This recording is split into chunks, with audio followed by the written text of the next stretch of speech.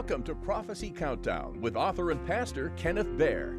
Join us every week for the latest updates on what the Bible has to say about the events, the characters, and prophetic signs of the return of Jesus Christ and His coming kingdom. Make sure you not only subscribe, but like your favorite episodes and share it with your friends. Now, on with the broadcast. Welcome to Prophecy Countdown Podcast. I'm Pastor Ken, and I'm glad you've joined us today. Our video and audio podcasts premiere twice each week, on Sundays and Wednesdays at 11 a.m. On our Sunday broadcast, we're continuing the series of going through the parables of Jesus. Most of these are straight from my new book, Discovering the Mysteries of the Parables of Jesus, which is available on Amazon and in Barnes & Noble's bookstores. Now, today's parable is both challenging and also timely, the parable of the rich fool. And we'll be reading Luke chapter 12, verses 13 through 21. So I want you to imagine that you have been working hard, making wise decisions, and now finally everything is falling into place.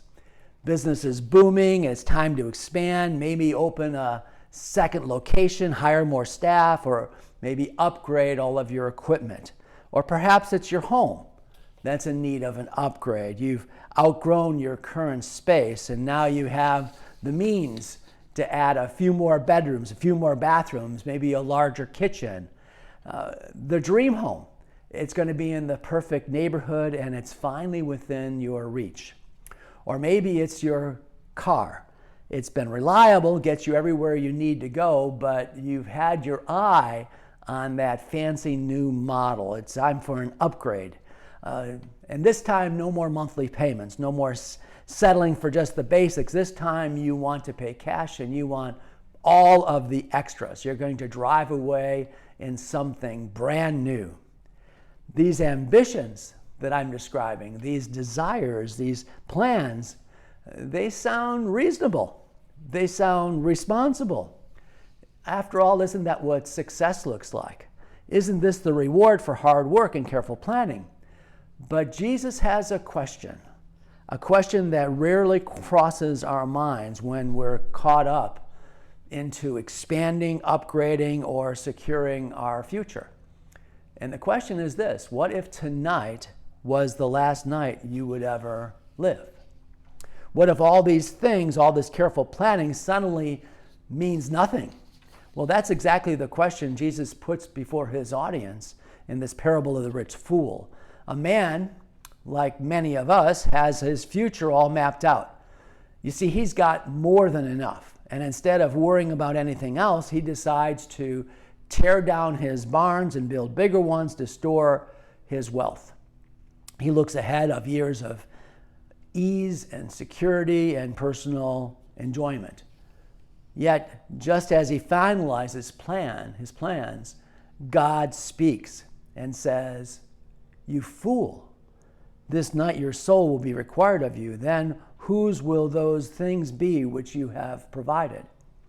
Jesus tells this parable not just to challenge our view of wealth, but to confront the deeper issue of where our true security lies. Have we planned for everything except the one thing that matters most? Have we spent our time building a future while neglecting the call of eternity? This parable is not just about a man long ago, it's actually about us, people like you and me. Are we building bigger barns for ourselves? Are we rich in this world, but not rich towards God? The parable of the rich fool who foolishly built bigger barns is found in the Gospel of Luke. The story is told by Jesus in response to a question, and this is key, a question from someone in the crowd who asks him to mediate a dispute over inheritance. The request highlights a common human concern about material wealth and possessions. It's set within the larger narrative of Jesus' ministry, where he often confronted deeply ingrained human tendencies, such as materialism and greed. So here's the parable of the rich fool from Luke chapter 12, beginning in verse 13. Luke writes, "Then one in the crowd said to him, 'Teacher,'" that's Jesus, tell my brother to divide the inheritance with me. But he said to him, man, who made me judge or an arbiter over you? And then he said to them, take heed and beware of covetousness, for one's life does not consist in the abundance of the things he possesses. Then he spoke a parable to them, saying, the ground of a certain man yielded plentifully. And he thought to himself, saying, what shall I do, since I have no room to store my crops? So he said, I will do this. I will pull down my barns and build greater, and there I will store all my crops and my goods. And I will say to my soul, soul, you have many goods laid up for many years. Take your ease, eat, drink, and be merry. But God said to him, you fool, this night your soul will be required of you. Then whose will those things which you have prepared belong? So is he who lays up treasure for himself, but is not rich towards God. Notice this story begins with a demand from a man in the crowd. The man yells out, teacher, tell my brother to divide his inheritance with me. Now, on the surface, it seems like a fair request, possibly not to Jesus, but Jesus refused to settle the dispute. Instead, he issues this strong warning about covetousness. He says, take heed of covetousness, for one's life does not consist in the abundance of the things we possess. And then he tells the parable.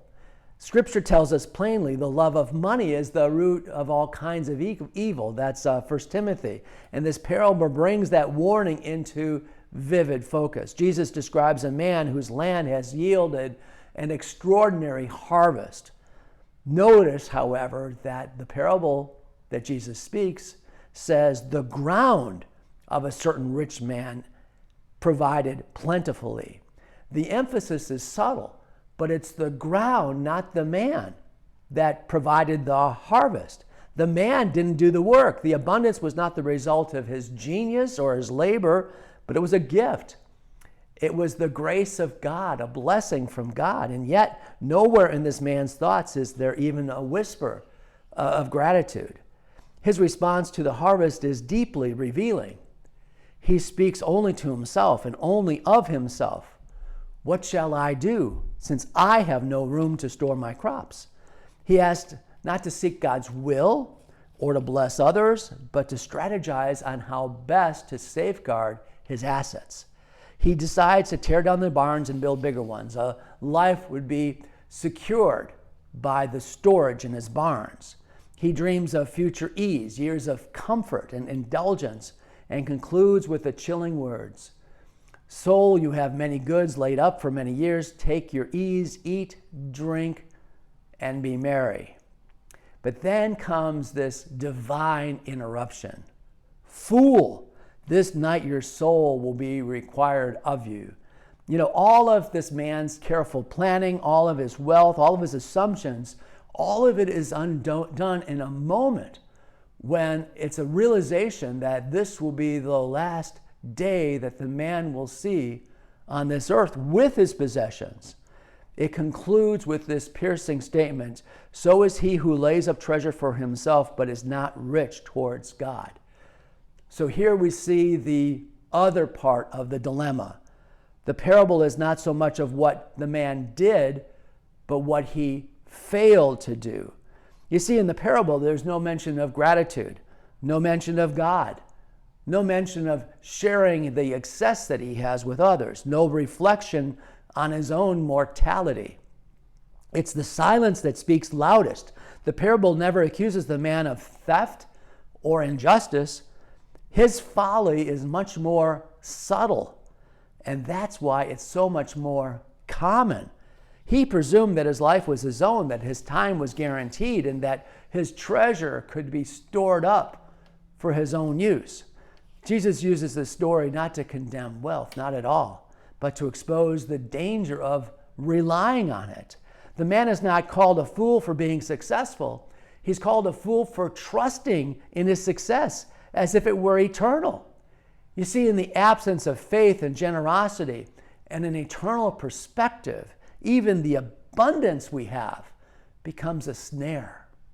The parable reveals the unsettling truth that life is astonishingly brief and entirely out of our control. The man's confidence in his possessions, his careful comfort are swept away with one single haunting word: fool. It's a word not of mockery, but of tragedy. For he had prepared well for himself on earth, but not at all for eternity. The gospel writer James says, "What is your life? It is even a vapor that appears for a little time and then vanishes away." You see, the brevity of life is not just a fact. It's actually a mystery that humbles kings, humbles the rich, because it's not of ambition, and it's one that has to reset all of our priorities. But this parable is not only about death, it's also about life. The man's wealth was not his problem. It's what he did with his wealth. It's his life and where his heart was. He measured success by what he had gathered, not with what he had given away. He spoke only of himself. Notice that in the parables. You can go through it again. He said, "My crops, my barns, my goods, my soul," as if this world revolves solely around him. One of the things that Jesus points out is the other reality, which is that everything that we have is actually a gift from God. And one day, what we do with it will be examined. As Paul writes, each of us shall give account to himself to God. This is the mystery of accountability. It's not to markets, not to legacies, but to the Lord himself. The rich man's story is not about ancient things or things that are irrelevant. It's about modern things, and it's truly haunting.